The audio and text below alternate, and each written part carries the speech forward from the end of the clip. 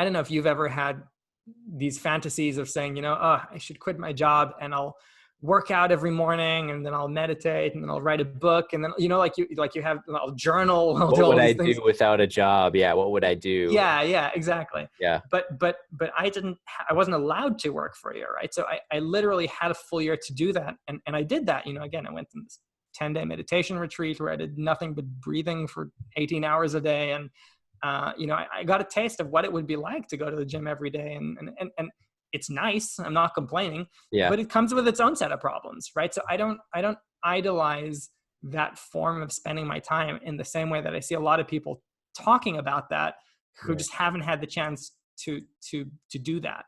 I think it's actually been really not like almost lucky you were forced. Yeah. Right?